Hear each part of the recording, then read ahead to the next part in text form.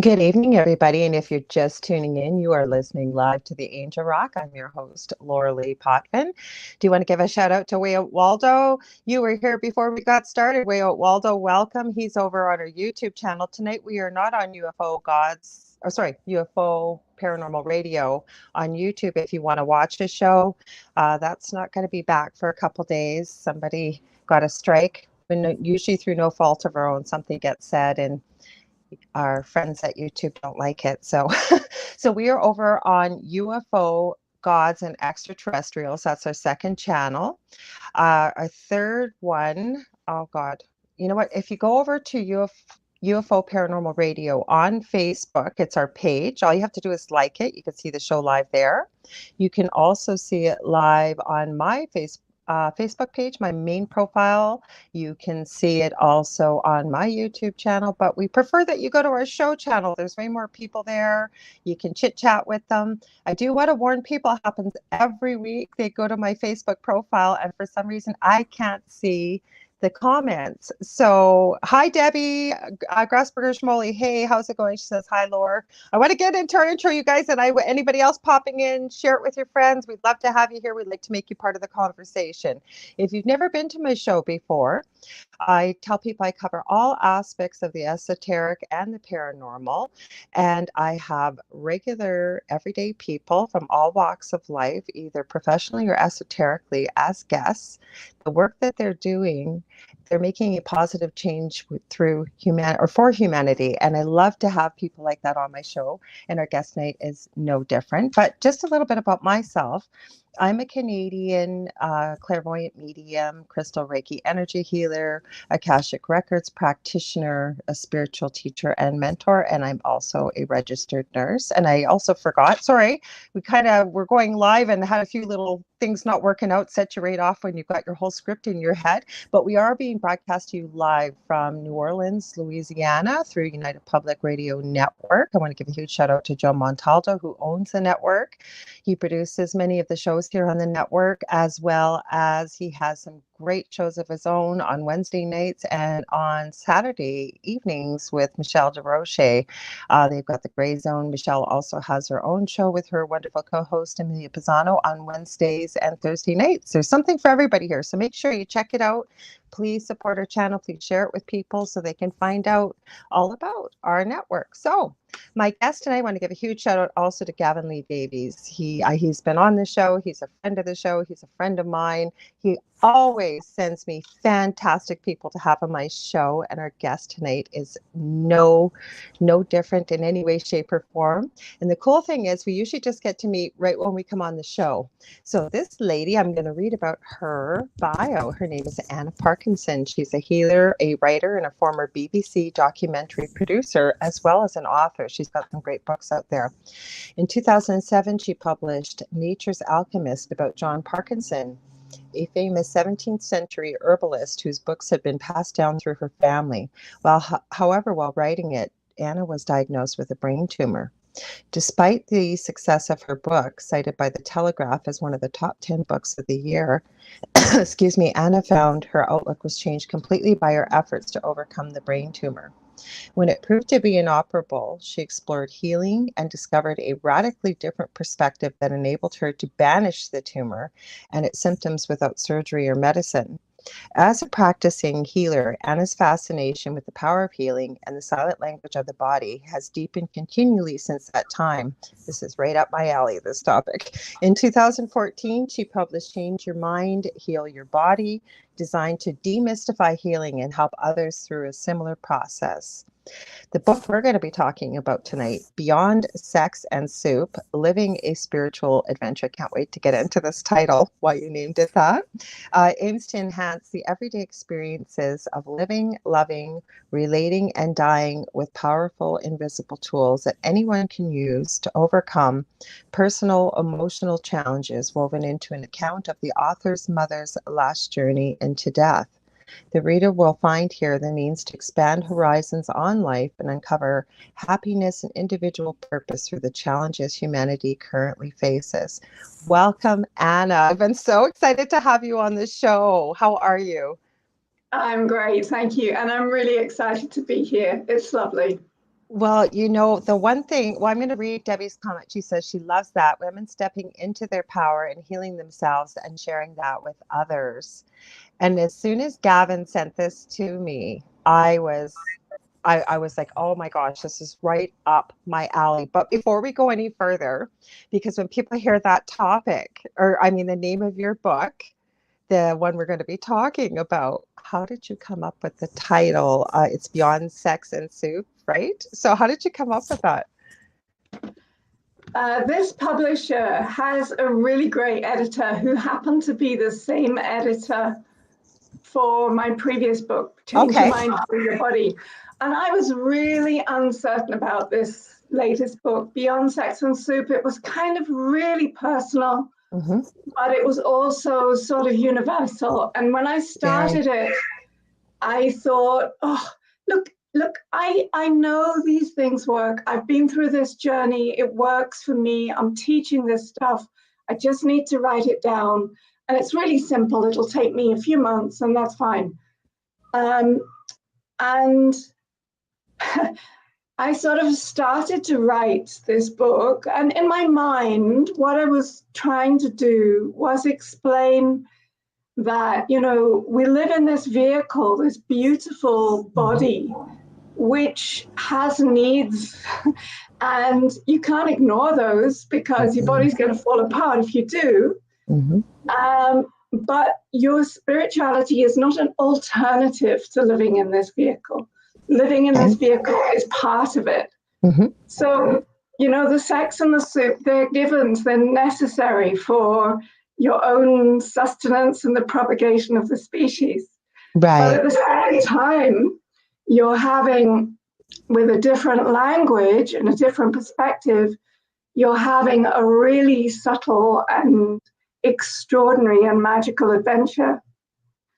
So I wanted to explain how some of the most negative things in your life, you know, your anger or your misery or your jealousy or all of those terrible feelings that we go through, they are also actually information. They are helping you to get to where you to an insight that will really lift your life and carry you deeper and make it feel better.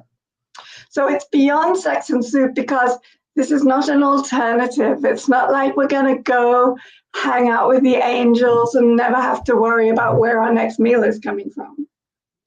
I have to agree with you. I apologize, guys. I hope you can hear me okay. Are you hearing anything weird noise? Because I am. Are you okay with the audio? Everybody, let me know if you are. How about you, Anna? Are you hearing anything? I'm good. I'm fine. Yeah. Perfect. I always wear a Super 7 crystal, and I usually forget to take it off. And I even remember to take it off today because my partner is also on this network on Thursday nights. His show is called The Delicious Recipe, not a cooking show. But he always reminds me, he goes, Laura, your crystal's rubbing. You can usually hear it. I thought I have a little bit of feedback, and I thought, not feedback, it sounded like something was rubbing. So you guys let me know. I heard something like a cough in the back, but I can hear you both. Perfect. That's fine. Thanks, Debbie. No, this is right up my alley because, first of all, I always say I've been so blessed to be there hundreds of times at the beginning of life, working in the NICU as a nurse. And then I worked out in the community and I did a lot of technical stuff, but I also did a lot of palliative care. You know, so, and I also worked in one of the most lowest income, dangerous parts of our city. I almost didn't take the job, and I'm so glad I did because it taught me many life lessons. But you are right. And I often say that, you know, I hope, well, I guess I always do say this, first of all, we got to focus on what we want to see, not what we don't. But my dream is that from the moment children incarnate into this lifetime, that meditation, like you said, spirituality, all of these things that, you know, emotions, things we go through, there's so much to learn from that, but we have a choice, right? You either have the proverbial glass half full or half empty, depending on how people look at the situation. But a lot of people just think that when they hear the word spirituality, It's just a bunch of woo-woo. I'm sure you've heard that term in this field before.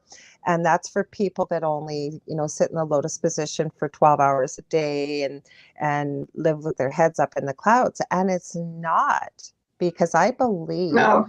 that just like pain is the physical body's message, like, hey, pay attention here. So are things like jealousy and anger, anxiety, depression. What's your thoughts on that? Oh, absolutely. I agree. I mean, my body led me by the nose into healing. I mean, I had to come to healing because I had a serious condition that was inoperable. Absolutely. And I had to listen to that inner voice that I think that speaks to us all in terms of crisis. And my voice said, "This is your head. And it may be just a case to this doctor or that doctor, but it's your head." And I understood that to mean that I had to sort it out.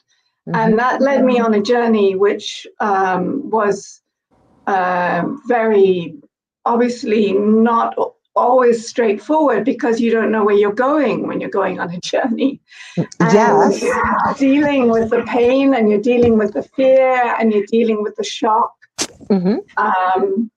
But at the same time, what I was learning to do was to trust the inner voices, the inner senses, and childlike discover where they could lead me. And so where they eventually led me, with a lot of hard work, it's not just like you kind of open your eyes and go, oh, that's fine. But where they eventually led me was to learn this language of the body, the inner language of the body. Right. And also in the process of kind of sifting through my own rubbish that I was carrying around without realizing, they led me on an exploration of my unconscious and a release of all this stuff. Because honestly, if I could sum up every spiritual tradition in 2 words, it would just be let go. I agree, because I essentially, essentially, you've just covered, unconsciously, you've just covered yourself with a lot of defenses, which become like armor, which is a burden and a tension. I was going to add, sorry, I didn't mean to speak over you. I don't usually have a delay, but we're going to be getting a thunderstorm, I think, so hopefully it'll hold off. Okay. But what I wanted to say was, and I never give away anything that would ever identify somebody when I do a reading or healing session, but something that really came up in this reading this weekend, and this was some of the words I actually said to this person, was, you can use the term shadow work if you will, but I was explaining it about how we as individuals can be all those things. And I actually use Charles Manson as an example. We look at somebody like that and we say, oh, we're not one of those people. We don't want to be one of those people, but we have the potential to be it all. But I said, it starts as a small child, right? Maybe somebody as a child loves to be acting and putting on plays, and mom and dad or the family, I'll say, has a bunch of company over. So they want to put their play on. Everybody look at me, look at me, look at me. And the parent says, no, that's not appropriate, not time for that. Children should be seen and not heard. So the child starts to learn certain things, right? And then we put it, that it's bad. So we put it in our bag almost, and then we carry it forward into adulthood and our experiences. Because I love this, because there's always topics Gavin gives me. There was some that I really wanted to touch on with you, because I talk about these things as well often. Sometimes you have to go to the darkest places to find the brightest light. I'd love to hear your thoughts on that. Well, I think that what happens is that you become very vulnerable when you're in pain or in trouble. Mm-hmm. And your vulnerability makes you wide open to what is essentially the beneficial essence of our life. Mm-hmm. And that's why the dark places open you to your need, which is to receive and to receive support and love and so forth. And really what happens is that you shed your armor.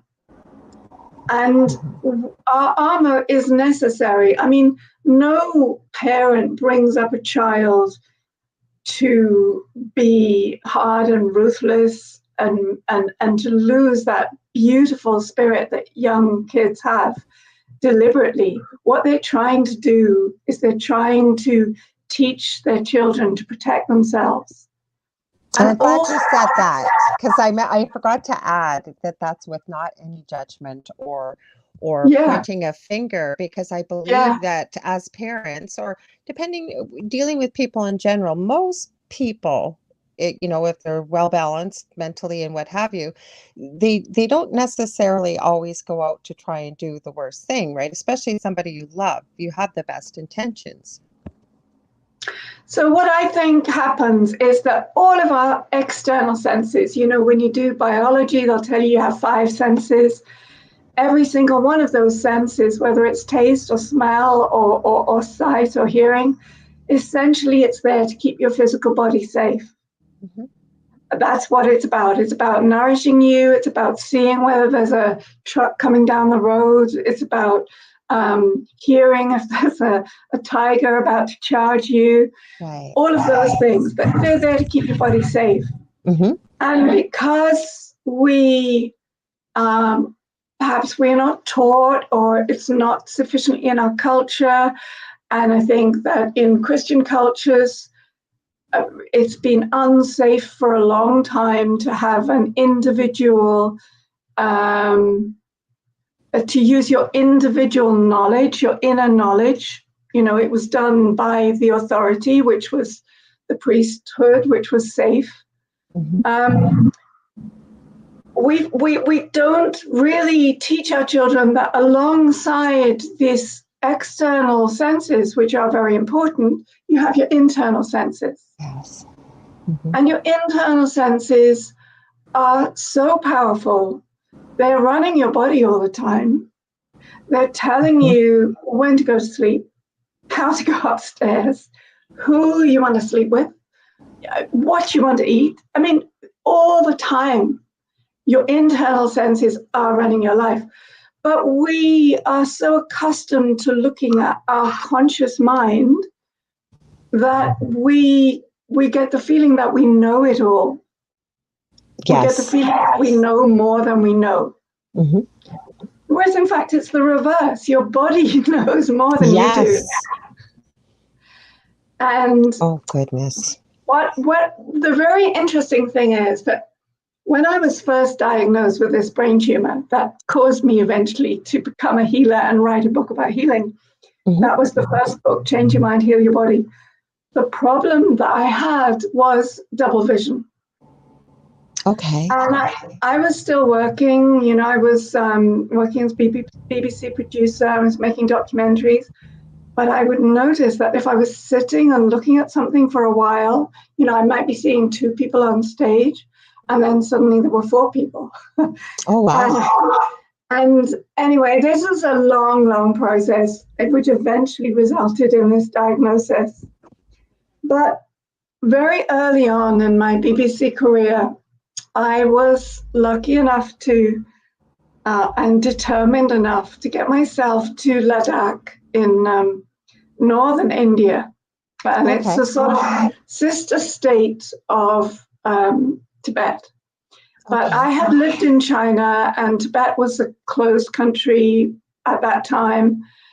And but I was really interested to see what another Tibetan Buddhist country will be like. And I went to Ladakh. And while I was there, I was able to interview the Dalai Lama. Oh, wow. And there were just 3 reporters interviewing him. And I was from the BBC, and there was a woman from the local radio station, Radio Lay, and there was a woman from France Inter, from Paris. And so I asked him a political question. And I said, because I was thinking about my editors, my bosses at home. Yeah. And I said, well, why would they want you back in Tibet? There's a younger generation and they've grown up under the Chinese, and perhaps they don't understand you as a spiritual leader. And perhaps they want, what the Chinese can offer. And he said, when you are young, you see with one eye and you hear with one ear. And when you grow older, you see with two eyes and you hear with two ears. And I was thinking, how am I going to explain this, to put this in a political program for my bosses, Yes. But I never forgot what he said. Mm-hmm. And all those years later, I suddenly understood when I was ill, I suddenly understood that there was a completely parallel language that I had been experiencing all my life, but I hadn't noticed it. Mm-hmm. And it was running me, it was running my body, it was running my life. And I was not communicating with it. I wasn't understanding it. And eventually, when I came to write Beyond Sex and Soup, it is, in a way, it's specifically about cultivating this double vision. Okay. Which, the paradox of the fact that,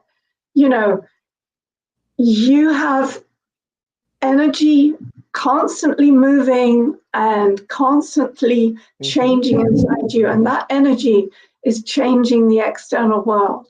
And you think it's the external world that is affecting you. Mm-hmm. And so if you learn to understand your own energy, and if you learn, then you have power. You have power to change that. You don't have power to change the external world, except by changing the energy that you put into it.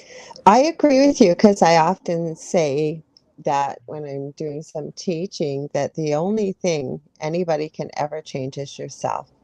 How Absolutely. You react, what you do with your life, how you choose to think, how when you start really looking into this and realizing exactly what you just said. And, people thought this was this amazing new thing that had come out, The Secret, how many years ago? And then people were so disappointed when it wouldn't work for them because it didn't give them all the components to it. But okay, so let's stop for a second. Now, we've got people listening from all over the world, and thank you. And I will remind you, if you're just tuning in, you want to watch the show, we are on tonight, not United Public Radio Network's YouTube channel. We are over on the UFO Gods and Extraterrestrials.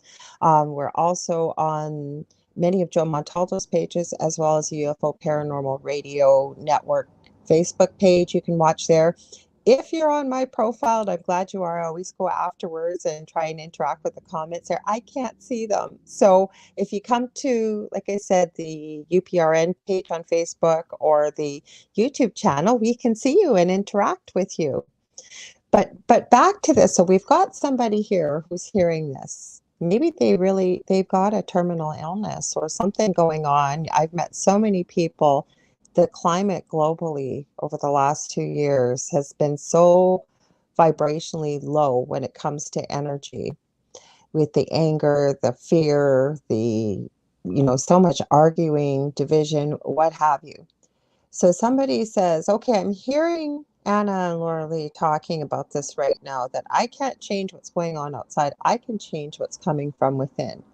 What would you suggest, besides buying your great book, but what would you suggest? How would people find out? Oh my goodness, we're getting these awful spam messages. Please forgive me. This must be a bot. Go ahead. Yeah, go ahead and answer. I'm going to try and get rid of this. How would I suggest? Where would they start? Well, I use, when I'm healing, I use a language of energy. I mean, I honestly, I do think that all healing is the same thing, in the sense that it is focusing the energy which is all around us, and channeling that into the person who needs healing. but it comes in different languages, and you have to work with the one that works for you. But I work with the language of the body. If somebody has a physical illness, that expresses something about the emotional tension that they have been carrying. And they may not be aware of this emotional tension might have formed, as you say, Lorilei, a long, long time ago. So that you've got past it, you've dealt with it, you've done all these brilliant things in your life. But the fact is that even when you reach, the last day of your life, you are still, part of you is still that little child inside. But you are also the mother of yourself, and you are also the father of yourself. And you can help yourself in that way by listening to yourself, just as you would your own child or someone that you love or someone that you wanted to support. So different symptoms, the language of a human body is universal. Everybody who has a particular symptom, it will point to a particular feeling. And our bodies don't distinguish between what is physical and what is non-physical. They can't afford to. They work really, really rapidly, and they process information at an incredible rate. And so they don't make a distinction between a thought and a matchstick. You know that one thing is a matchstick and the other thing is a thought, but your body is already on the case as soon as you have a thought. And when you have a feeling, your body will hold that story until you see it and are ready to let it go.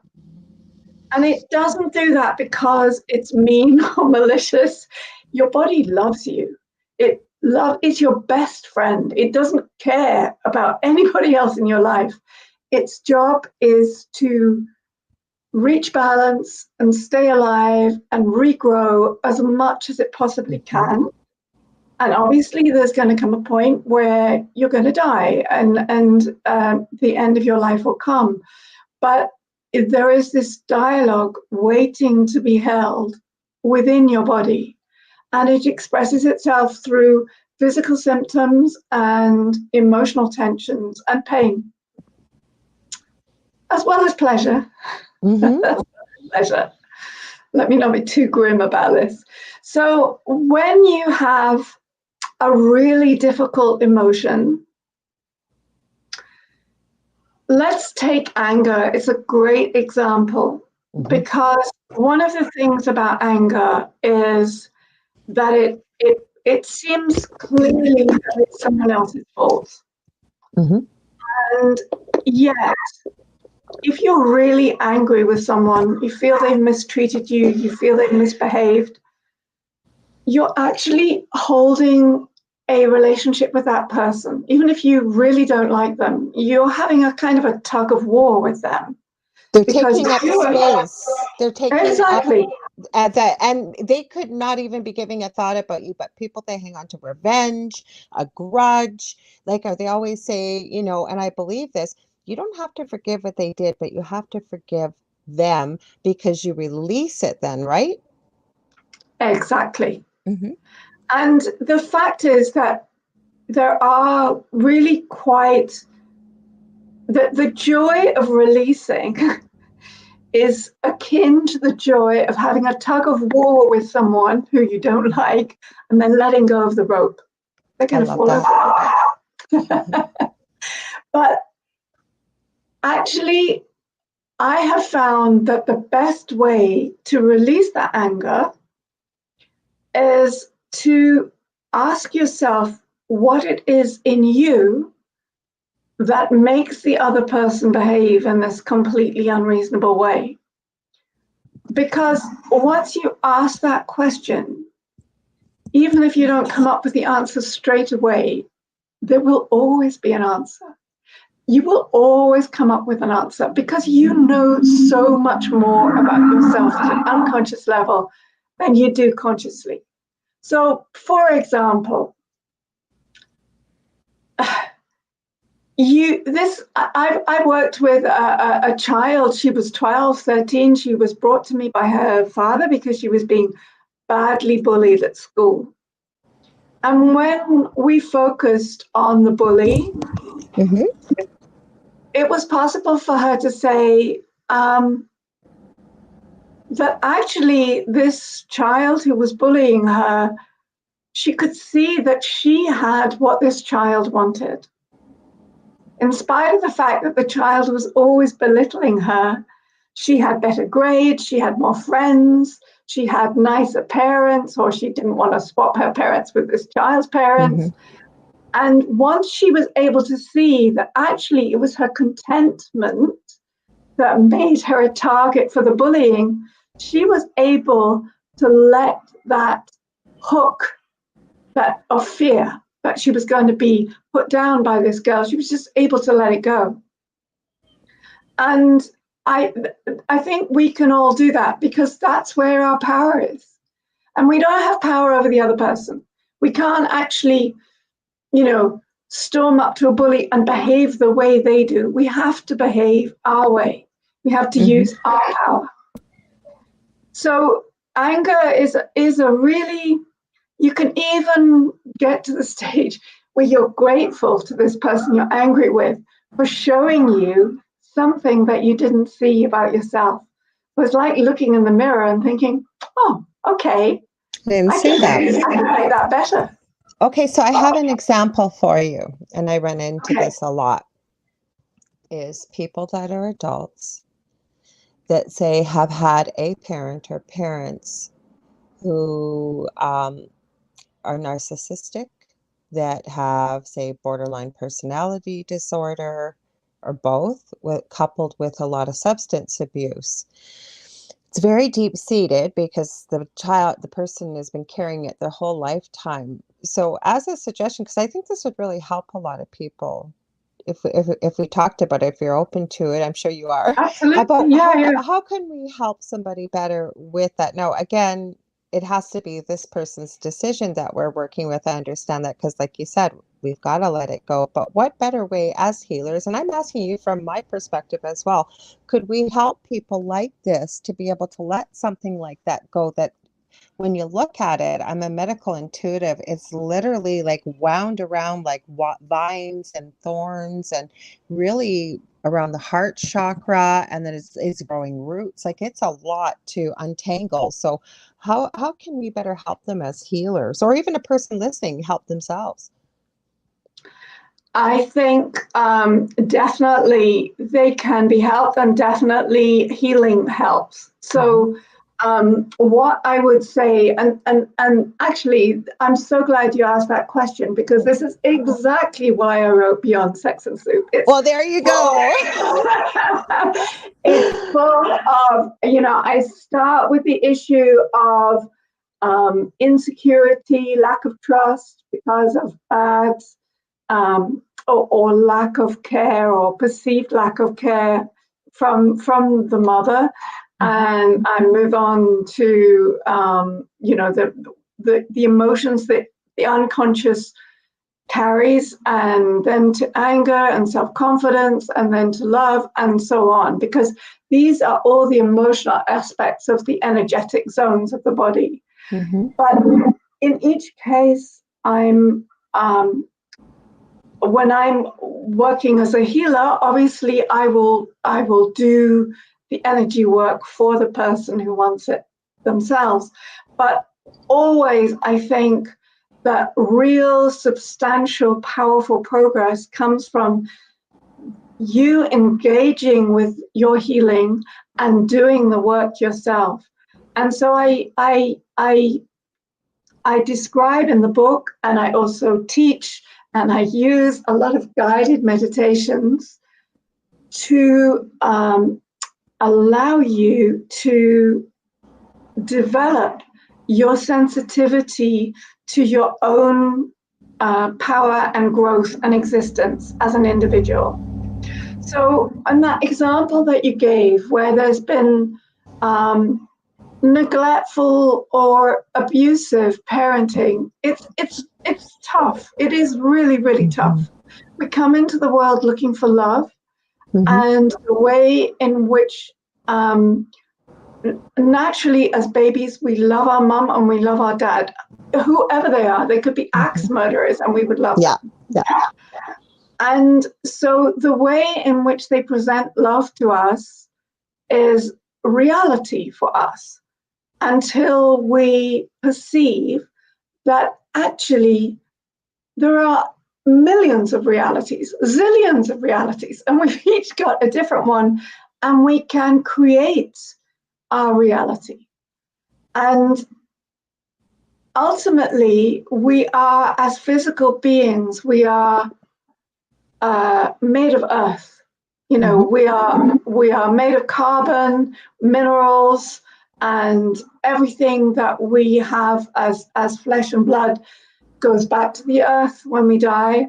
Everything we put in our bodies comes from the earth. Everything we clothe ourselves with, everything that we shelter ourselves with comes from the earth. And although your mother gets you here and is worthy of much gratitude for that, actually you grow, as I describe in my book, you grow more like a plant than we take credit for. So for example, when you have a tulip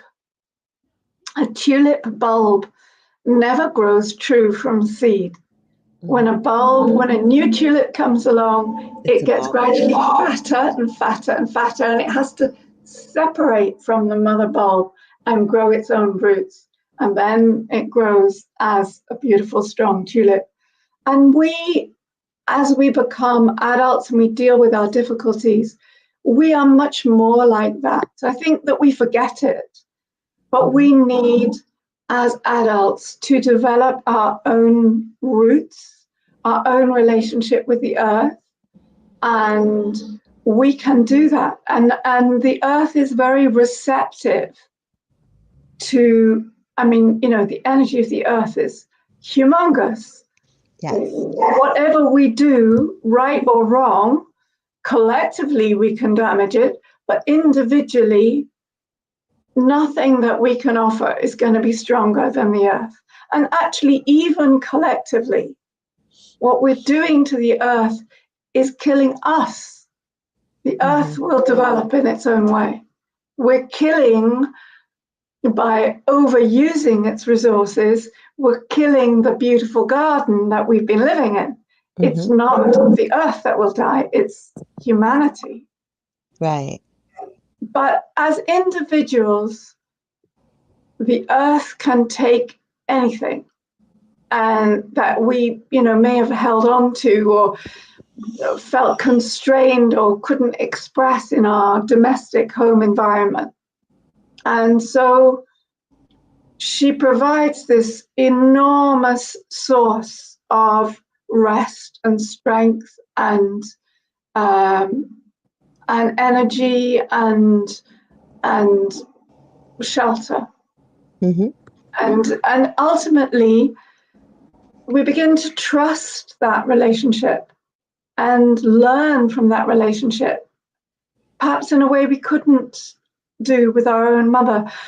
If we can develop that strength, we then become very much more compassionate to the people who have hurt us without trying, because we don't feel vulnerable anymore. We don't feel like we're under attack. I think we're in an epidemic of people feeling or expressing about feeling, though, when I'm seeing it everywhere, and I'm not a negative person, but a lot of narcissism, a lot of people are not aware. Maybe it's just where I live in North America versus being over in Europe and that side of the world, but many people very self-absorbed, not everybody. I'm not painting everybody with the same brush, but a lot of people, it's about materialism and what have you. That's why I say I've always been so blessed. I've never gotten tired of seeing a baby being born, but also the life lessons that somebody is learning when they're transitioning out of this lifetime, and as I call it, going back home, what they learn, that all the things maybe their whole life that they thought were important, they suddenly realize they don't matter anymore. And I've met people or looked after people from all walks of life who have never said, gee, my only regret is I didn't make enough money. Or my only regret is, I didn't Yeah. do this. What it always was I never told the people I loved around me enough how much they meant to me, how important they were, how I really truly saw them in my eyes, and that they needed to hear it, not just every day, several times a day. And I wish that I had followed the dreams that I had always wanted to fulfill, but I hadn't, because I always had an excuse that when I lost that 30 pounds, or when I found the perfect partner, or whatever it was, instead of living in the moment, because tomorrow's never promised. I talk about this a lot, that just saying all we have is now and pausing, that's already in the That's past. that's why your body is such a great teacher. That's Mm-hmm. why your body is your best friend. Because Mm-hmm. when your body says, sorry, mate, it's too painful, you can't walk, or when your body says, when your body creates a limit, it says, enough, Mm-hmm. you cannot move past this tension. Listen, Mm-hmm. because that's what pain and illness does for you. Now, if you're lucky, you will be able to deal, as I was very lucky, you will be able to deal with this illness, and it will teach you what you need to know for the continuing development of your spirit, of your soul, which is really what you brought in and what you're going to take away with you.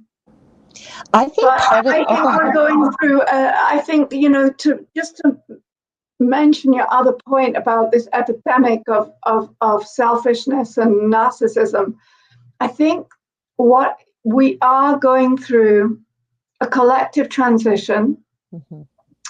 which we're aware of, that our Western way of being is not sustainable, and we know that really very well. Mm-hmm.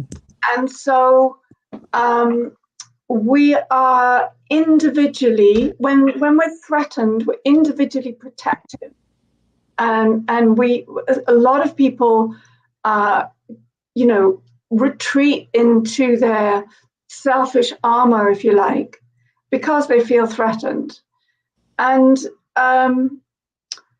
it is chaotic at the moment. And what do you do when it's chaos? You dig your roots deeper. You Mm-hmm. dig deeper, because if there's a storm, you don't want to be blown flat.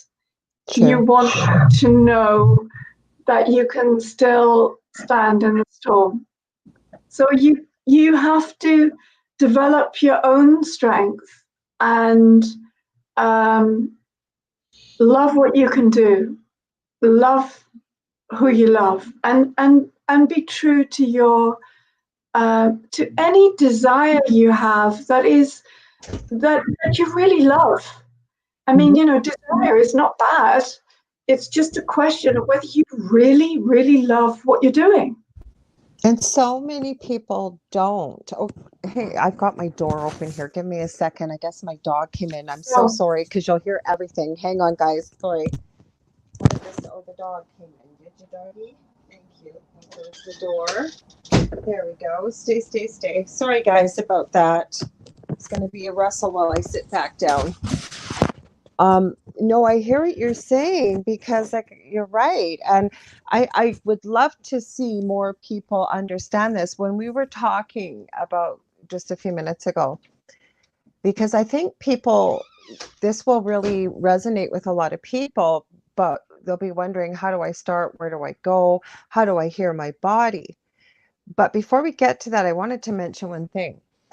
I think that if we do listen to our bodies, like we keep a book by our bed and we jot down when we've had a dream, just what it was before our feet hit the floor, because we forget 80 to 90%. I think there's so many messages even in there, but it's really quieting the mind and listening. For example, I came from a very abusive family. I don't talk about it very much, mother, because I don't want somebody's pity, but if there's something to be learned from it. But what I will share is that I had a hard time letting things go and forgiving. And probably about 5 years ago, I didn't know a lot about my mother's childhood, except that her father was an extremely abusive alcoholic gentleman that took his life when she was 16, and she was the person that found him. That's pretty well all I knew. In this dream, I'd only seen a few pictures of my mother as a child. I was in the room with my mother as a child at the age of 4. I could describe the little dress she was wearing, the cardigan, the whole bit. And I'd never met her father. He had been long gone before I had passed, or before I'd been born. I had passed. I haven't passed yet, hopefully, talking to a zombie. But I saw what my mother experienced as a small child, and it was absolutely horrific. Do I know if it really happened or not? No, I don't. But the thing is, it gave me so much compassion and so much understanding, because I've been asking Spirit for a way to let this go, to be able to forgive. And it gave me so much. It was such a gift. It was a horrific thing to witness, because it was like I was watching a TV show. But it was a gift, because I never in a million years could ever have perceived that where somebody has come from as a child, meaning your own mother, who we all put our parents up on a pedestal because that's where they are when we're young. They're our whole world, right? When we're little kids. And I think it was such a gift. But the whole reason I share this story, I don't think I've ever shared it on my show before till now, is that you are right, that there's so many messages around us that if we just learn to pay attention, and I think part of it is being able to be still, being able to be quiet, taking notice of what's around me. What am I seeing? Why is this showing up? Whether it's a song at an appropriate time, whether it's numbers you keep seeing, or your body, like you're talking about, you've got a serious illness, you've got a pain, you've got something there. And if you're able to deep breathe and quiet your mind and really ask your body, what are you trying to tell me? You will always hear an answer, I believe. Don't you? Oh, absolutely. Absolutely. And in fact, although your body is actually extraordinarily logical. I mean, I think that's an amazing story that you've shared there, and it's very moving. And the reason the dreams are so powerful is because they are the language of your unconscious. Yes. And when you go into sleep, there is your unconscious, which has the total perspective on your life. Your conscious mind does not have that. And the real executive that actually runs the whole show, people think it's the brain. No, exactly. It's the unconscious. But the unconscious is childlike. It's powerful, but it's vulnerable. And the executive, the conscious mind, thinks that to survive, it's got to put all that behind it. It's got to put that small, vulnerable child behind it. And so it does very effectively. I would suggest that you probably absorbed your mother's experience when you were still in the womb. Oh, maybe. Because it was in her unconscious. And in your, while you were growing in her, you were taking in all her nutrients, all her blood and everything, but you were also taking in all her feelings.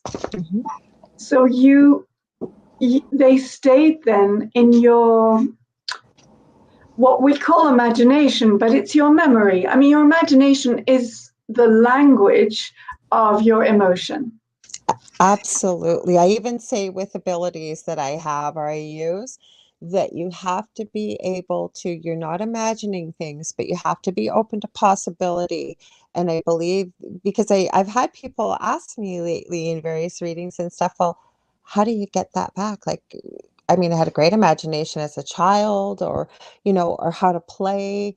I think one of the best things is if you're able to be around children and sit down and observe and ask if you can be part of the game. A child will teach you, or an animal like a pet. A pet is unconditional love. They love to play, and really being Absolutely. present in the moment. So many of us are, yeah, okay, I'll play with you, but we're on our phone, or we're, I really don't want to be here, but I don't want to hurt your feelings. And children are intelligent little beings. They know when you want to be there and when you don't. Absolutely. And actually, I mean, I think that's really true. There's that wonderful line in the Bible that I only understood when I started to learn healing. And it says something like, suffer the little children to come unto me. Mm-hmm. And meaning that, children get it. And I think that if it's very difficult for you, and you really want to experience the world in a more receptive way, pretend you're 5 years old. Just pretend. So many people say they've forgotten how to pretend. Nobody has forgotten how to pretend, because everybody knows how to lie. That's the opposite end of pretending, but you can still lie. And I think it's more self-consciousness. You don't have to have anybody around to pretend that you're a child. There's a reason why. I always say, because I'm very well versed in the paranormal as well. That's actually how I discovered my gifts from our previous home, being in an extremely haunted home for 11 years. And the thing is, children, especially young children and pets, can see spirit. Always, always, always. And people will ask that because they live in the now. There's nothing encumbering them. There's not the ego saying, oh, no, you didn't see that. No, you're not hearing it. No, they just are. A child's work is, play is a child's work. And if we could be more childlike.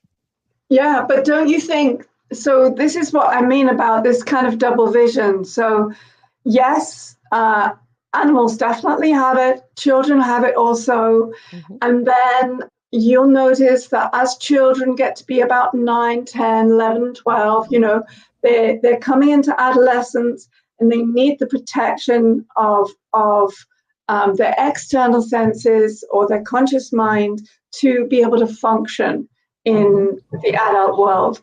And to be honest, we would wish that for our own children. We don't want them to be so open and vulnerable that they don't know how to function, or they don't, they can't calculate the size of a doorway, or whether, someone has got good intentions or bad intentions. We do expect them to have some self-protection. But unfortunately, in our culture, we don't keep the undercurrent going. We belittle it, as you say. We treat children as unintelligent beings, whereas in fact, they come in with all the intelligence, and it's not that it gets filtered out, because everybody still has this as an adult. It's tucked away. And I had this argument with so many people. I've had this discussion with actually Joe, who owns the network. And I said, everybody has these abilities. And his belief, and I respect his belief, but I don't agree. He says only certain people. No, we all have it. And some people, like I say, just like some people come in as a natural born athlete, mathematician, leader, whatever it may be, and they maintain that throughout their whole life, doesn't mean they don't have other abilities or gifts, or they're not able to unlock or be able to learn how to do it. I believe we all have this ability. We just have locked it away because of whatever the reason is. I quite agree with you, and actually, that's really what I wanted to teach people to do in Beyond Sex and Soup. Once you start to take yourself seriously, because that's really what happens, isn't it? We don't trust ourselves anymore. So yes, we learn as adolescents that we've got to be like this, we've got to do this, and we've got to kind of put ourselves out there or whatever. And then we don't trust either our personal desires, our inner wishes, and we don't trust things that are not rated, like our imagination, even though it's unique to us. Because although every human body speaks the same language, your story from the point where you came in to where you're going when you leave is unique to you. There is no one else on the planet who has the same story, the same reasons why they've got to the place you're in. So it's beautiful. It is a great discovery to find out, why you are where you are, and what you want to do with it and where you want to go. So I love that. Sorry, I was just going to say, I love that, because you're right. People think that life is happening to them instead of, and I don't want to make this sound elitist to people listening. I'm not meaning it that way. I'm hoping by this conversation that we're sharing with you a different perspective, that it's possible when you start to explore it and you realize, and start little. Like even the fact about, let's get into manifestation quickly. We live in a planet of manifestation. Everything that exists here, somebody has thought of or made, besides what was here in the way of whatever somebody's belief system is, whether it's God, creator, Buddha, whoever you believe that is. Basically anything in nature. Okay, we didn't make it, we could grow it, we can cultivate it, but it was here. But anything else has been thought up. It was an idea. Somebody somehow brought it to fruition and has now come into the physicality. We all are capable of that. And if you don't believe it, I always say to people, start with something small. Start with something really small. I absolutely agree with that. And I would say more than that. I would say these things that have changed our lives, like jet engines or the internet, here we are, I would never be able to have this conversation with you. They didn't come into being because somebody thought, oh, I'm going to make a load of money doing this. It came into being because somebody was in love with the idea. Fall in love, the Wright brothers, they never made any money out of, well, maybe they did. But anyway, it was a passion to make a flying machine. And they would have given everything to conclude that passion and make it happen. And likewise, making connections as a passion for the possibility of connecting across a non-physical bandwidth. And ultimately, these things end up changing all of our lives, and they're hugely powerful. They're more powerful than politics. They're more powerful than commerce. They are inventions that people have fallen in love with. And then if you think about it, our very existence is a product of love. So it isn't always perhaps what we would call a beautiful relationship, but initially, two people come together because they love or want to be together, and they create another being. And this ultimately creates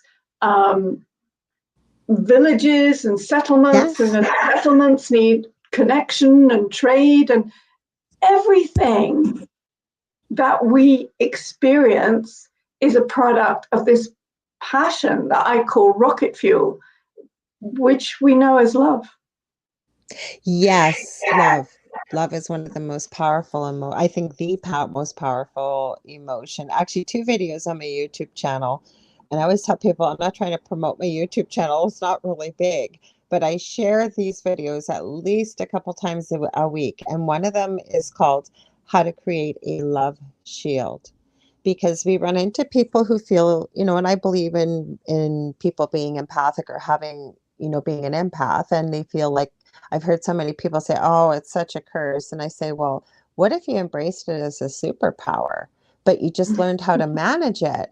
And so I believe that when we're creating an energetic shield, Well, I come from a place of fear. So I always tell people it takes longer to explain than it does to do. And the reason why is I walk people through, well, they can create it while I'm talking. And then after the video is over, they're not walking away and going, what was step 7 again? They know because they've created their own, and the same as grounding and gritting, because I feel you were talking a little bit about the earth earlier.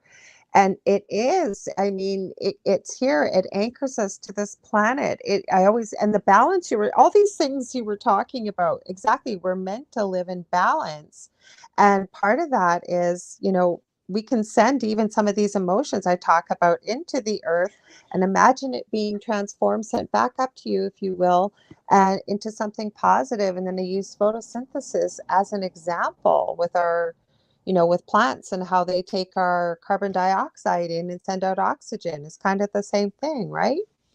Absolutely the same thing. And I, like you, I use guided meditations, I have some that are on my website, and just to tune in and try it out, because you will find that you can I have one which I call an earth healing meditation, which is exactly what you're describing, where you just take the pain, whether that's physical or emotional, and you put it into the earth, and you just let that get destroyed, as things do get destroyed by the earth. I mean, that's the function of us letting go of all our stuff, that the earth transforms it. I call it alchemizing into something, whether you want to imagine it as stars or firework, whatever you want, like use that's where I say the imagination comes into these things.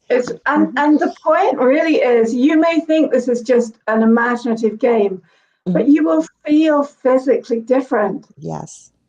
And, it might take you 5 minutes and you might think, oh my God, if anybody's watching, they'll think I'm completely insane.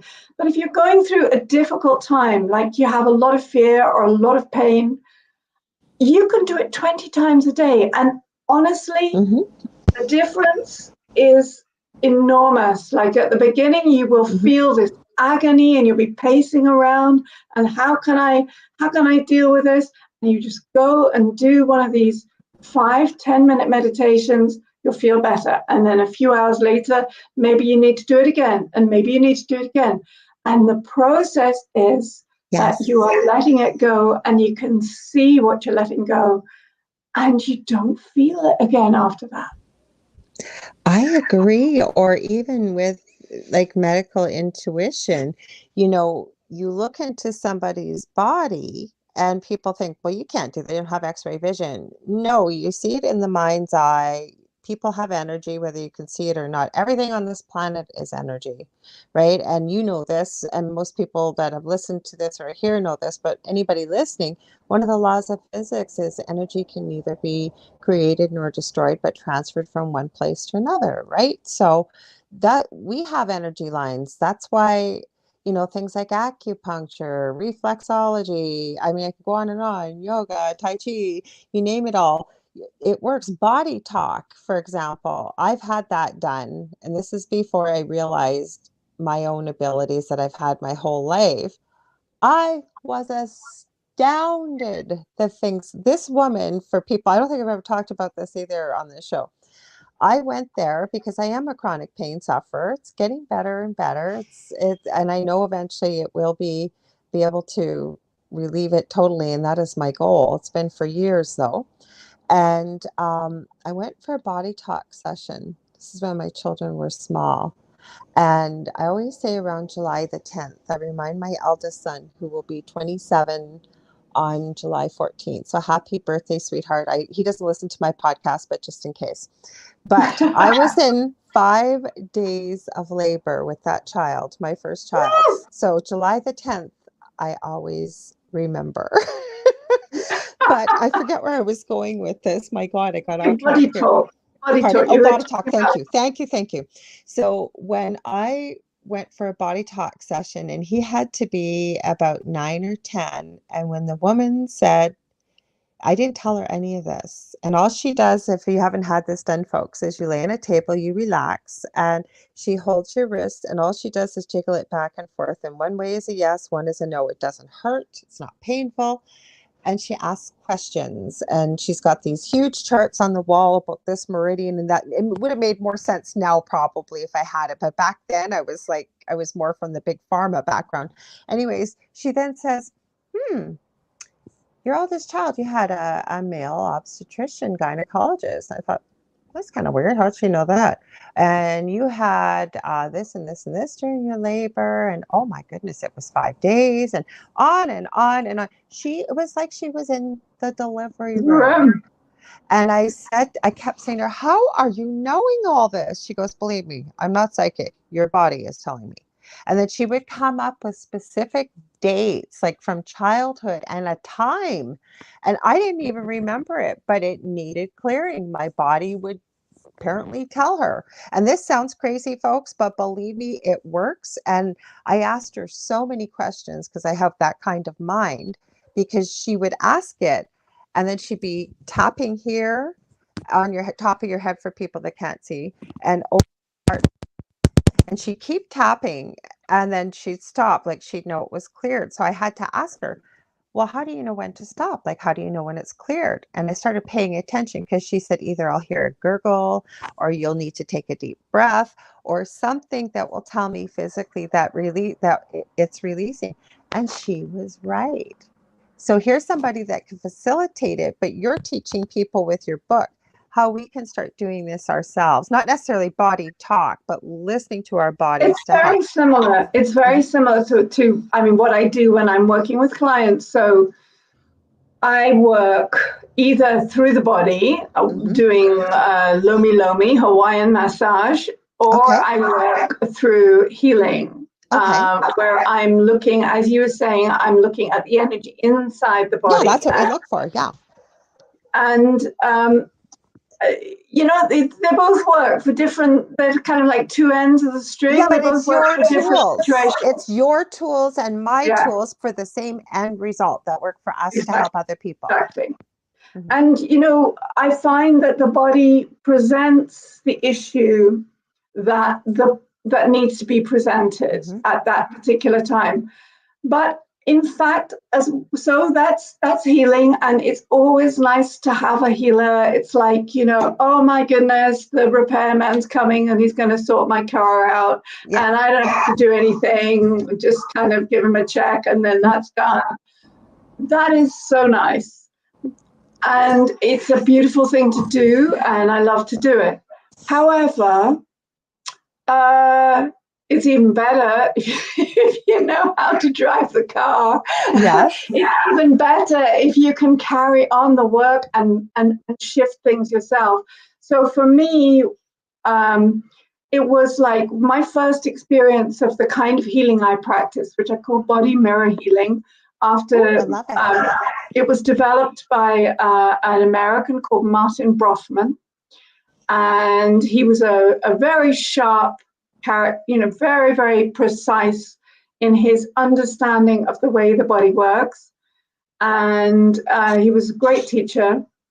But when he did, a little bit like your experience, when I went to him for healing the first time, although it wasn't the first time I'd had healing, it was the first time anybody had really explained to me, just like your body talk healer did, what he could see in my body as well as shifting it.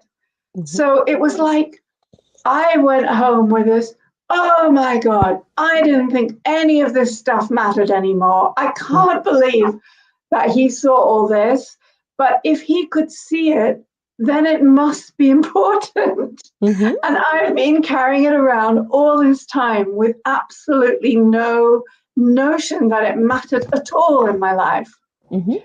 And once he had done that, it was almost like the division between the reality that I thought I was living and that other reality. It was like it crumbled, I felt like kind of Alice walking through the looking glass, And I could see like both sides of the picture. I could see exactly why some things had happened when they'd happened and how things had developed.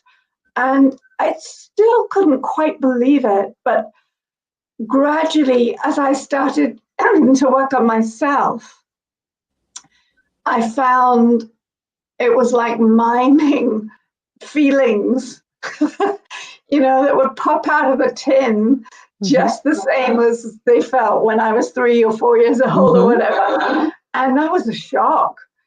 But well, it is a shock because you'll meet so many people say, well, I went through this and this and this, but I've dealt with it. It's all gone. It's all gone. Yeah. Does it ever really go?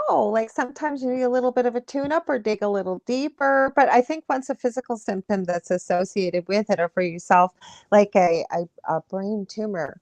And I know people would love to hear more about your story with that in a minute if you're open to sharing it. Sure.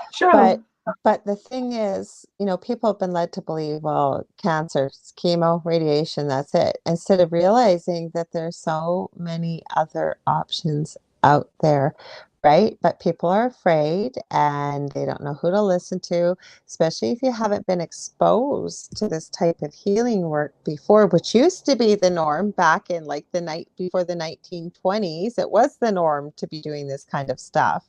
I did want to address something, Debbie, you're right. EFT, it can be amazing for people who haven't heard of that. It's tapping or emotional freedom technique. But this wasn't what was in body talk. It was a form of tapping, but not what you would do with EFT, because EFT is a specific process and points. I know you know this, and I know Debbie knows it, but for people listening, and I wanted to mention quickly, because I need to make a video, because with Crystal Reiki, people have no clue what is involved with that. And I did a short teaching session with two lovely ladies that are from the UK, but are Canadian citizens now. And one of them's in Mexico.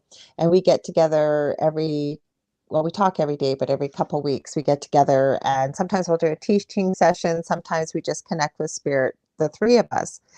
And I did a 20-minute teaching session on Crystal Reiki, and I could not believe the questions. And I gave out the symbols, or 15 symbols, but it's dealing with the chakras and balancing the chakras with crystal. You may know what it is with crystals and Reiki and what have you. But I do a history the first time someone comes to me, and without fail, the chakras will show exactly what they're coming to me for, or why, or how. And then for those listening, after it's all done, I pull the energy down, we ground it, and then I check the aura with a selenite wand, it's called, with the pendulum first, and then I use a selenite wand energetically to seal any holes or cracks. And for those that think that energy field sounds really woo-woo, it's just akin to personal space. Someone standing that you don't know that well in your quote unquote personal space, people will automatically back up. It feels uncomfortable. That's your energy field, I believe, anyways. Oh yeah, I mean, I think that's established. You do have an energy field, and you can see other people's energy fields. And again, this is not everybody can do it. It's just not the way we normally use our eyes. That's right. We have peripheral vision and we have predator vision. So predator vision is when you look right in the middle of your eye and you focus on something and it's sharp and you know the distance between it and you, and you're born with that because you have to be able to hunt.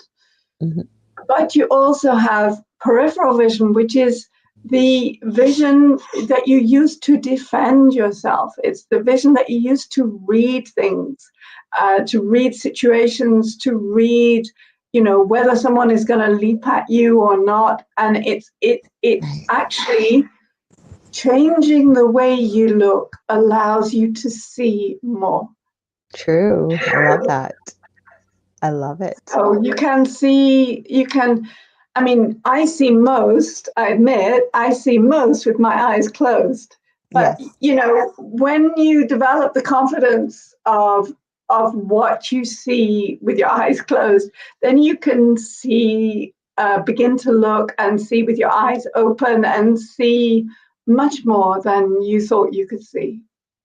Plus, the other thing I encourage people to do is, what if you just went through, say, give yourself a goal, a day, 2 days, maybe a week. Pay attention to the things happening around you and do not allow yourself to entertain that maybe it's a coincidence. How about if you were able to be open to the fact that coincidence doesn't exist? And once you allow yourself to believe that, and you start realizing the synchronicities that happen all around us and what we see, again, just what you said, your eyes are opened up. You realize you've been seeing so much more than you ever thought you were seeing, right? Yeah, absolutely. And in fact, you are all the time anyway. You see so much more than you can cope with. And that's why our vision has narrowed, because you have to, for self-preservation, you have to know, I have to know where the chair is, I have to know how high the door is, or whether the door is open or shut. I mean, that would be crazy if I couldn't see those things. Right. And so I filter out a lot of other stuff which is not physical, because I need to concentrate on the physical. But just because I'm unconsciously filtering it out, that doesn't mean it doesn't exist.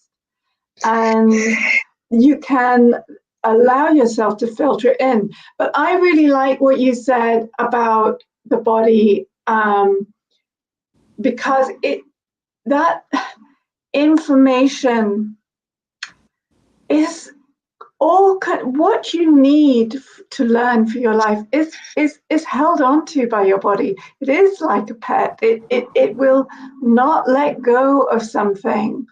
And then if you do develop a serious illness, at the very least, it's helpful to understand how that came about, rather than just to try and cut it out or destroy it. Because if you don't have that understanding, you're not really in charge of the development of that illness.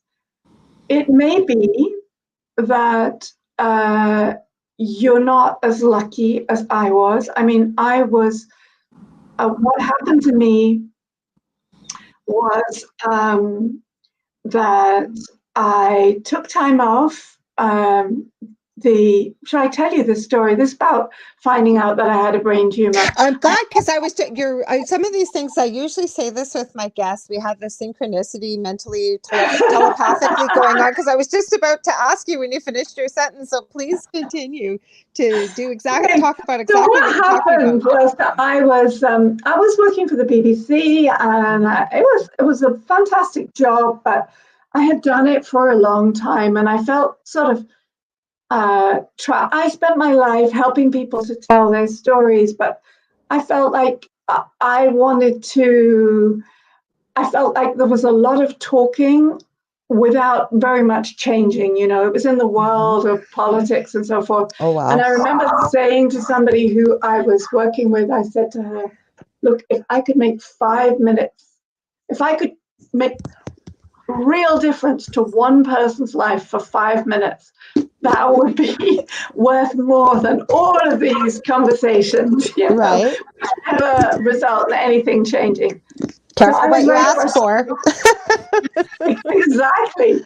So I was quite frustrated by it. And then I started to write. I fell in love with this ancestors book, this herbalist.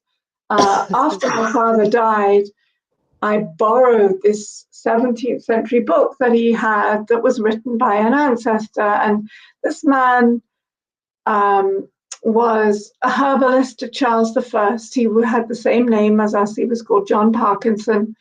And he was extraordinary because he was passionate about plants. And he wrote the first books in English about plants.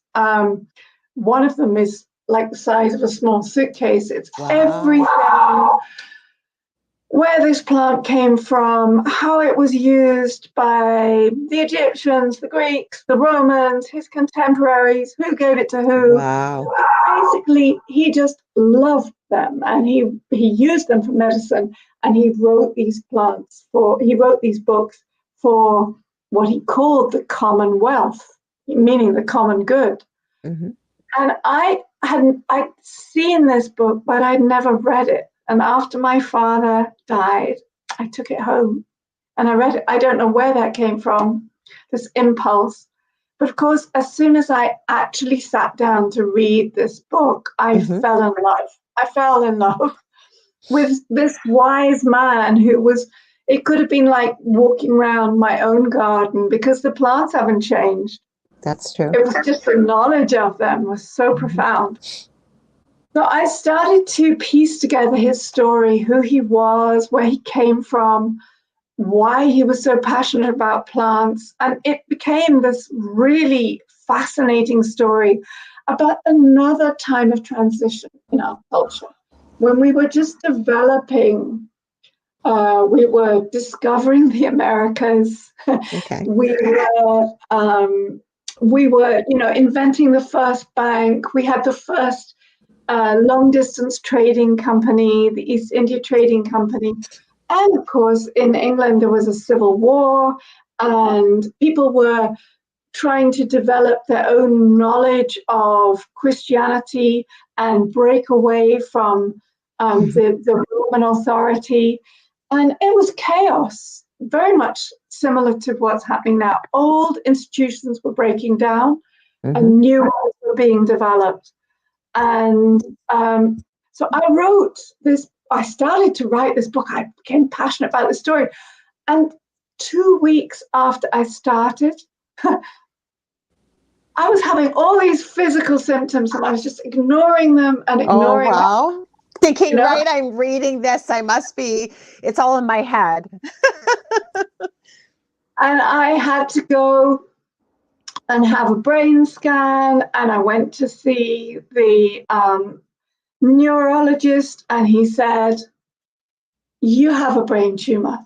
Oh, wow. And it's going to have to come out. So I said, "How?" And he said, "Oh, well, they just kind of cut open your face and they can in underneath there, and then they can just take it out that way. Or," he said, "they can take the top of your head off and then they just lift the brain out and then they can get in that way. We'll be in touch." Have a good day. So I went home and, well, just basically, I kind of had nightmares at night and carried on during the day. That's just how it was. I thought, well, if I'm going to go blind or die, I'm damn well going to finish this book first. But also, I'm not going to waste any more of my life in the BBC. And of course, that's what your body does for you. It gives you a royal kick up the ass, if you'll excuse my language. No, it's true. It will not let you ignore it. And so my next sequence of events was to try and cope with these symptoms, but to work as hard as I could in case the symptoms wouldn't let me do it anymore. Oh, I hear you.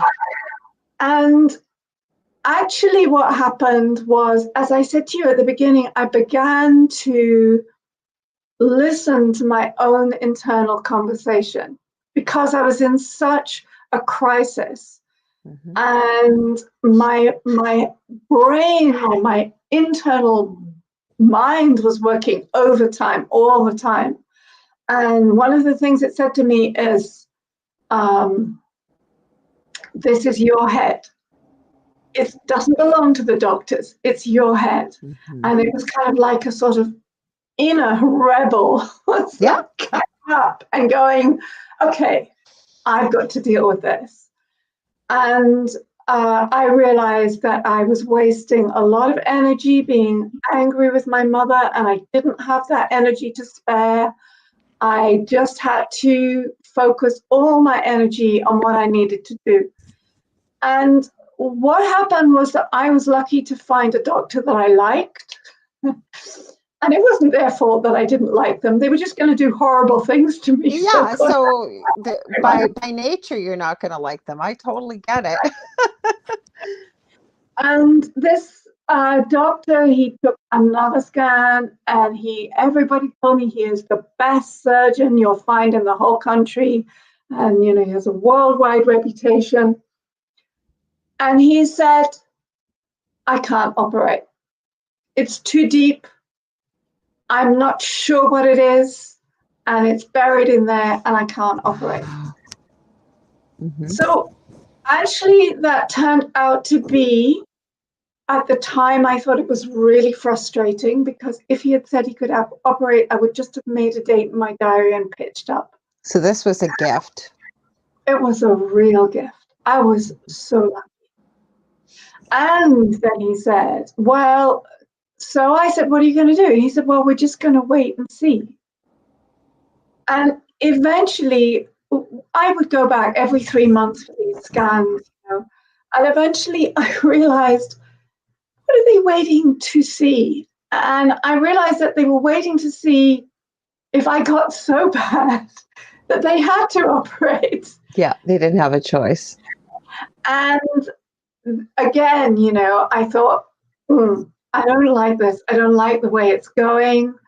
And luckily, I was surrounded by lovely people who offered me all kinds of alternatives. And I began to explore. And I explored healing and acupuncture and different diets, all of these things as you do. And then eventually, I met the man who gave me this particular form of healing.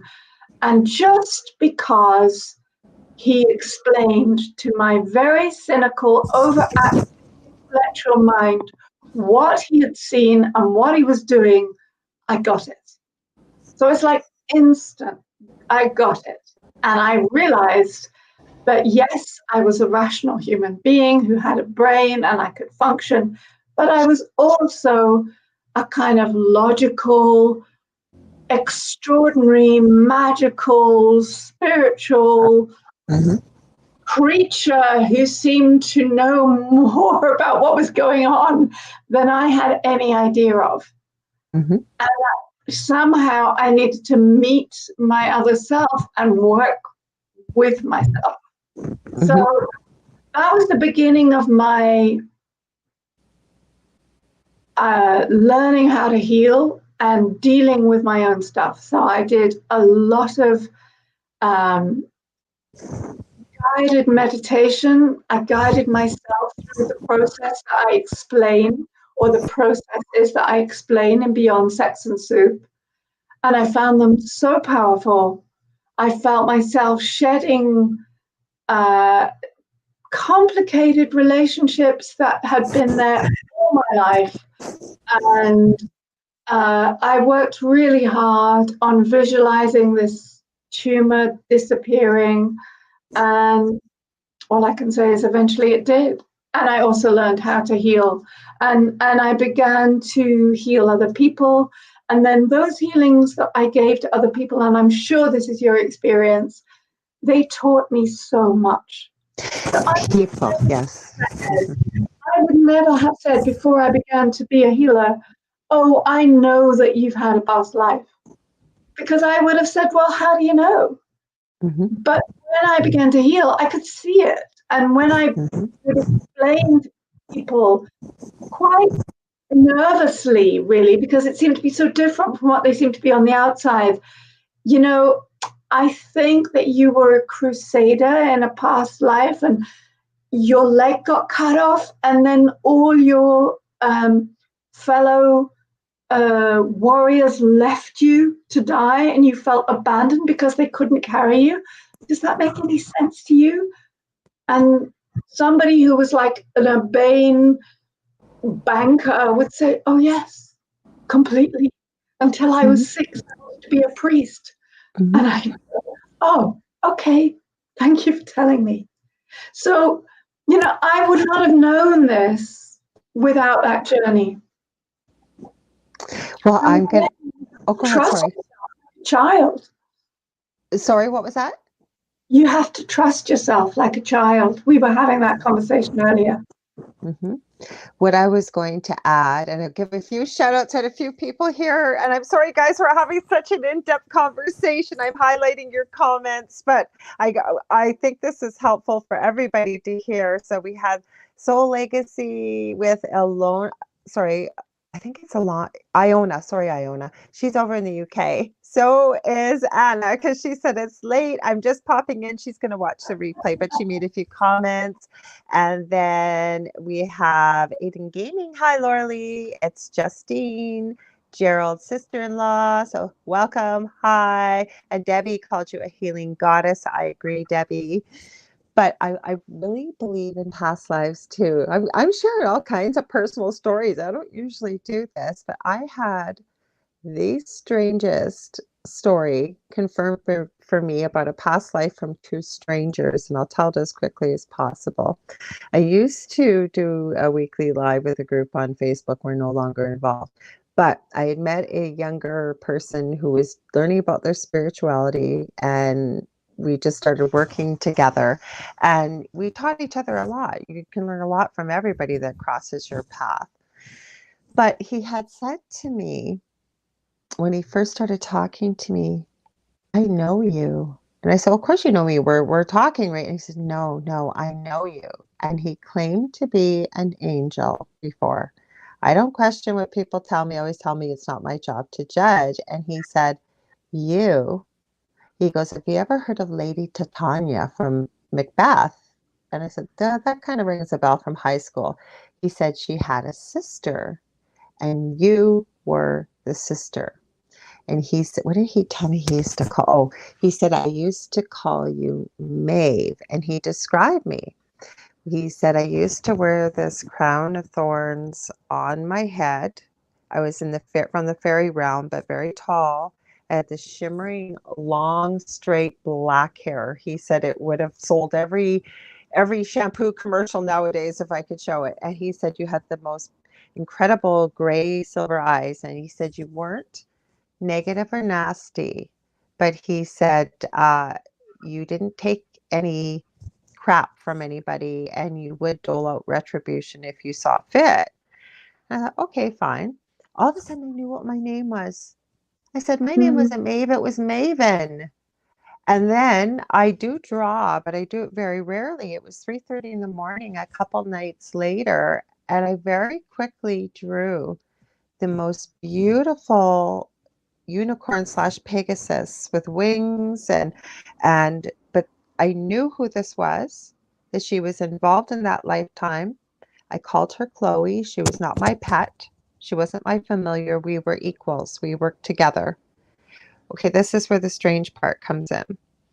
When I was taking my crystal Reiki, we had to do our attunement, and it was by distance. And it was a Friday night. I was supposed to be there at 7:00. This never happens. I fell asleep. And my mentor had said, and if you're not there, I'll know you're not there. I woke up at 7:30 on the dot, and I messaged her. I said, I'm so sorry. I fell asleep. She says, no worries. I did the meditation. I recorded it and sent it to you. Listen to it when you're able.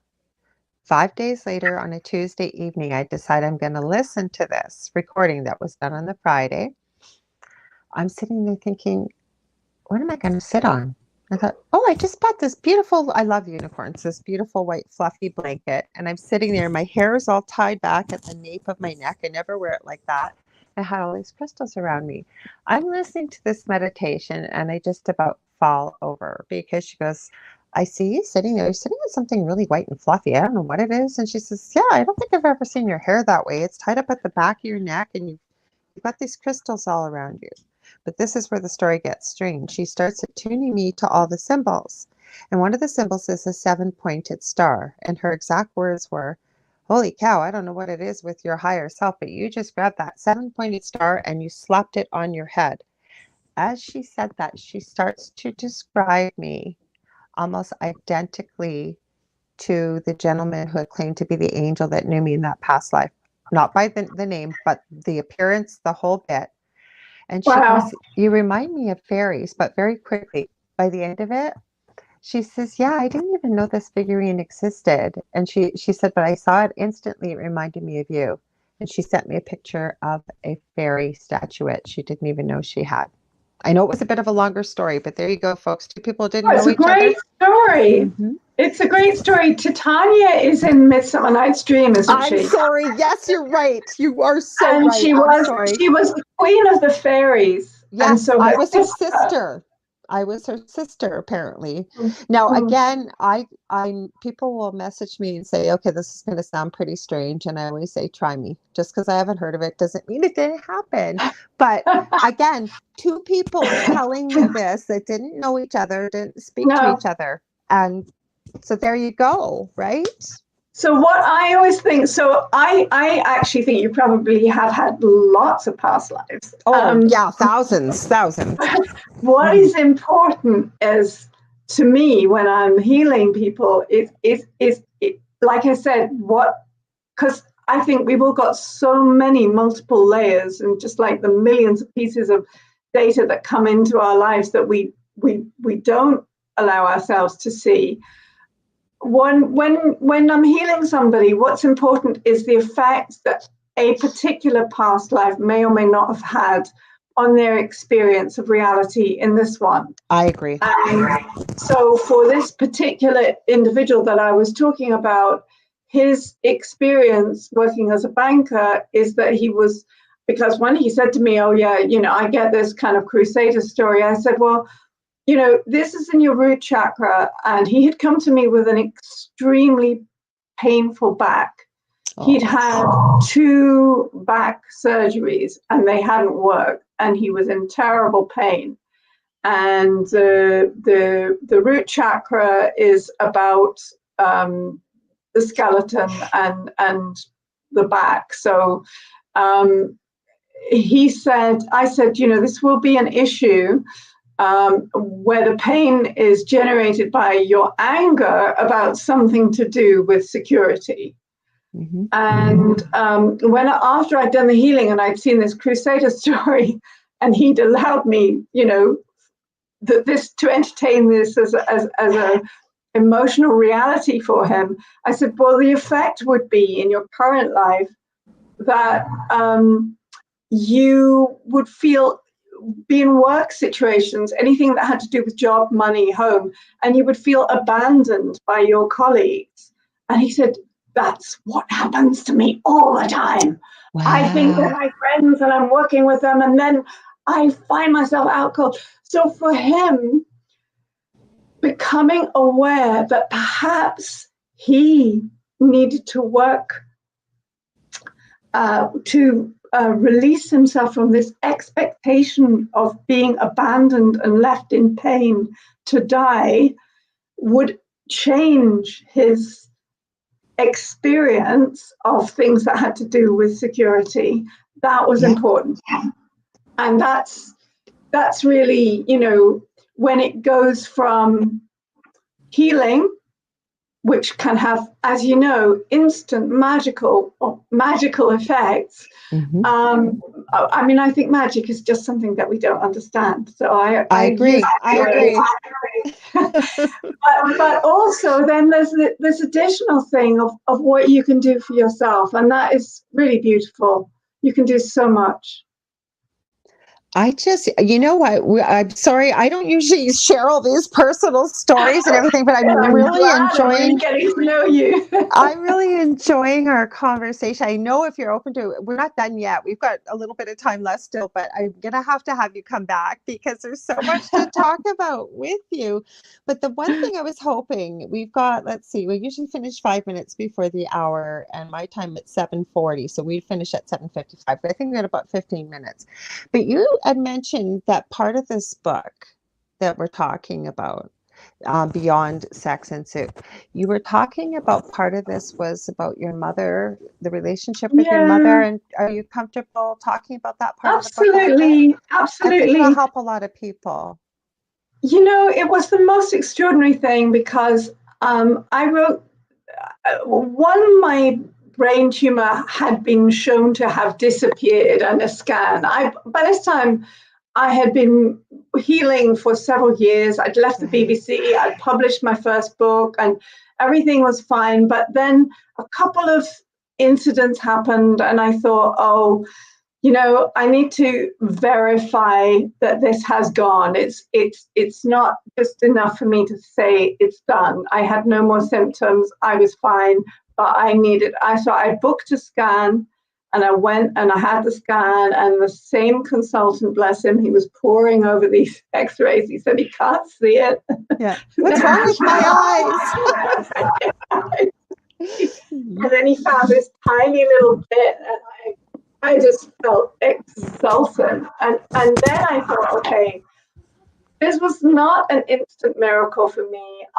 It was a process, and I would like to explain this process for people who are dealing with physical problems. So that's why I wrote Change Your Mind, Heal Your Body, and that's what it does. But as well as this, I knew that there was more, because, there's a lot that happens before we get ill. There's a lot of breakups and jealousy, and I don't talk to her anymore, and all this kind of stuff that goes on in our lives. There's a lot of drama, and all of that actually is part of the same story. And so I was teaching workshops where I was teaching this stuff, and I thought, well, I'm just going to write a book which explains how the inner world is related to the outer world. And it seems paradoxical, but actually you can manage this amazing balance between the two if you just learn to talk through the inner world. And by this time, there was a huge improvement in my relationship with my mother. I mean, I've done a lot of work on that. As I said at the beginning, when I got ill, I just did not have time or space to be angry, and priorities change. They do. And as I started to write this book, I don't like to just tell people stuff. I like to tell stories and kind of make it more fun to read. And so, and then I thought, oh my God, I am trying to describe the universe. What am I doing here? And this thing that I thought was going to be so simple was just kind of getting wilder and wilder. Bigger and bigger and bigger.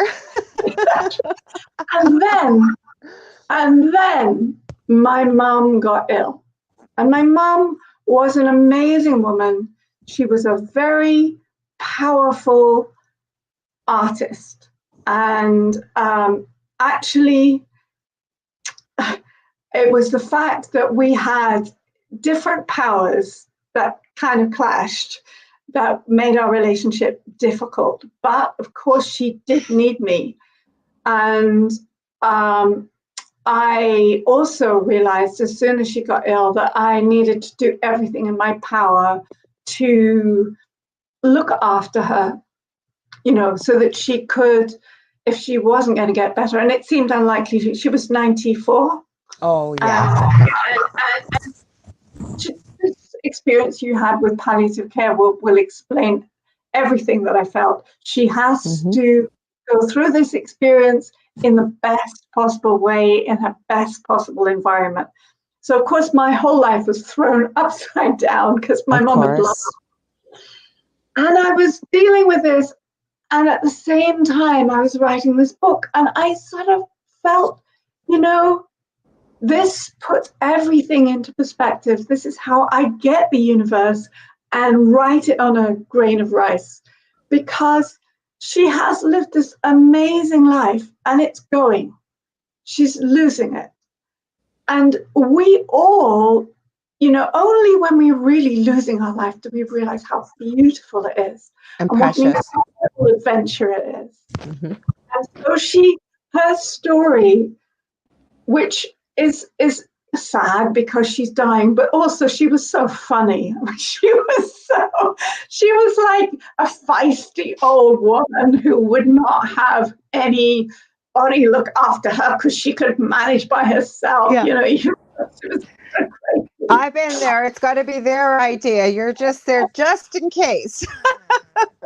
So So her story runs all the way through it. And I really resonated with you when you said how much dealing with palliative care in that really difficult neighborhood taught you.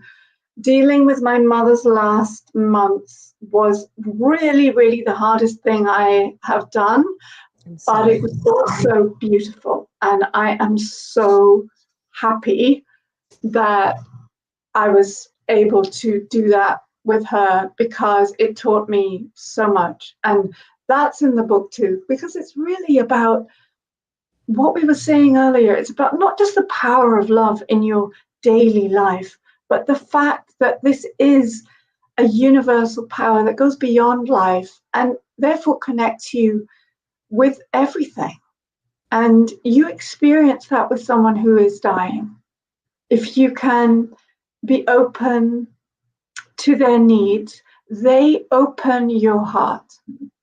And that is really, really a powerful thing to experience. It's very powerful. I am writing 3 books, and they sound like they're not related. One is I have an adult son with severe autism, in our journey with that. Just because I always say, we talked a little bit about this, there's so much to see and perceive that unless it's in your bubble, you don't pay attention to it. But about 35 years ago, it was 1 in 10,000 boys. Now, depending on where you live geographically, it's 1 in 38 to 1 in 43 children. And they're saying within the next 5 to 10 years, it'll be 1 in every second child. So what I'm doing by sharing our own story, Yeah. it's the type of book I was looking for when my son was diagnosed very young, at 11 months, years ago. And the second one is our paranormal experience. But the third one, and I'm collecting stories right now, but it's mostly from nurses and some first responders, but the incredible, amazing, unexplainable things that we witness as people transition back home, or like you said, the life lessons that they teach us, because they're so powerful, aren't they? Mm-hmm. Truly, truly. Mm-hmm. Especially when it comes from somebody that's a family member, that you see them in a different light. You also have such a close relationship because the body is crumbling, and that's never pretty.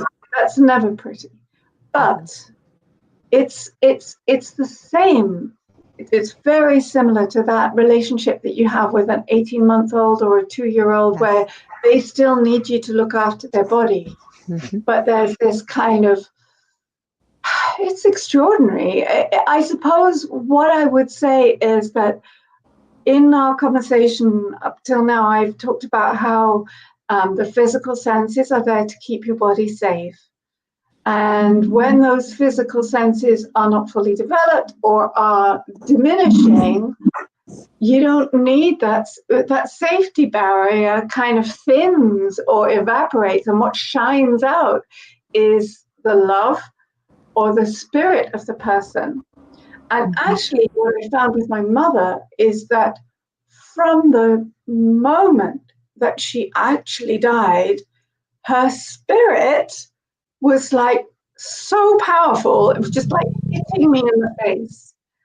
Everything that she had tried to express, everything internal that she tried to express through her work, through her writing, and was that I maybe had tried to ignore because I wanted to get on with mine, it was just like sort of bright, powerfully there. And that was extraordinary. Well, what a legacy to share that journey. Sorry, I hope that didn't pause on us there. Are you still there? I hope so. Oh, good. My phone, I can't plug it in. I have to wear headphones, or I can't hear very well on what it is with the iPhone. But I was going to say, what a powerful story, because they always say there's 2 things in life we're guaranteed. I don't know for everybody with taxes, but death, definitely. And I also hope that one day we can normalize the process of death. I've studied death experiences professionally as well as personally for 40 years. And I know beyond a shadow of a doubt, there is an afterlife, that we are just having a human experience here in this lifetime right now. We are immortal, we are eternal, we go on forever, and that we will see all our loved ones again. There's too much. That's why I'm writing that third book, because people will think their loved one is hallucinating and they're talking about loved ones on the other side. They're there to greet you. They're there to help you come home. So it's logical also to think, when we are not physical anymore, mm-hmm. we don't take up any space. We are consciousness. The consciousness doesn't take up any space. Mm-hmm. And we can be everywhere. Exactly. And consciousness can exist on many levels. Mm-hmm. And, when you think of your connection with someone you've loved who has died, I would ask my mother really mundane questions about what I should do with bits of her estate that I had to deal with after she'd gone. She was right there. As soon as it occurred to me that perhaps I should ask her, there was just no question that she had an opinion, and she stated it. So that is, I would perhaps, we don't know, but I would say that that's an extension of my consciousness and my consciousness connection with her consciousness. Mm-hmm. That doesn't stop her being somewhere else at the same time. No, not at all. Because, she's not physical anymore. Mm-hmm. There's no limitations. Exactly. I have to tell you, Anna, I loved our conversation tonight. I am so glad you're here. I hope you will come back and we can continue this, because I'd love to. Well, I know we're going to talk anyways and stay in contact afterwards. I just feel like we have a lot in common, and I've absolutely loved this conversation. I want to thank everybody that was here, that joined in the conversation. I really appreciated your input. I know normally I involve you guys more, but I was trying to highlight your comments because I think what Anna had to say was thank you, Debbie. She just said fabulous show and discussion. Oh, thank you. I think these are topics that need to be talked about more, and I think they can help so many people. So please tell people where they can buy your books, how they can get a hold of you, Anna.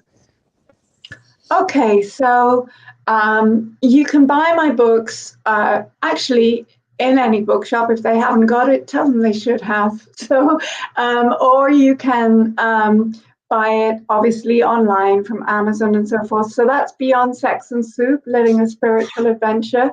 Yes. Or if you're interested in the earlier book about dealing with physical problems, I'm afraid you're going to read a lot about me. That's okay. But that's Change Your Mind, Heal Your Body, and you can get that book from similar places. I have a website, which is just www.annaparkinson.com. And on that, there's a lot of information about workshops and some guided meditations and some information about healing. And you can contact me by email. So you can just send an email to anna@annaparkinson.com. And I'd love to hear from you. Well, thank you. Thank you, Jody, over in Australia. She just sent me a message. I saw it on Messenger. Loved your show. Thank you, Jody. Like I told you, we got people listening from all over. I so enjoy that you guys are all listening live, and ladies too. Also, I want to remind you, please remember to share. Also, that all of our archive shows off of UPRN are carried on anywhere where talk radio or podcasts are carried, such as iTunes, Spotify, Spreaker, Podbean, iHeartRadio. I think I covered most of them. You can find it. If you've got an app to hear those type of programming, you'll find our programming on there. Oh, actually, SoundCloud. Don't forget SoundCloud. So I will be back same time next week. If you ever want to get a hold of me with a show idea, book a session with myself, you can get a hold of me on facebook.com/The Angel Rock. And I have two groups on Facebook, Paranormal University for all things paranormal, and then the Angel Rocker Tribe for many of the things that we talked about this evening. Thank you again, Anna, for being here. Just love this. And it's been a real pleasure. Thank you. Oh, and Debbie said she shared it to her spiritual group, Oh, Grins, good. Grins. So thank you, Debbie. Lastly, I want to remind you, next week we're going back to the paranormal. We're talking to Tom Riley from Ireland. He has written books about Oliver Cromwell and setting the story straight, and he's got all kinds of stories. My partner Dallas had him on the show. He is a lovely man, and he's got some interesting stories. So make sure to tune in, same time, same space. Anna, thank you. Thank you to Thank everybody. you. Good morning, good afternoon, or good evening, wherever you are. And we will see you same time next week. Much love and light.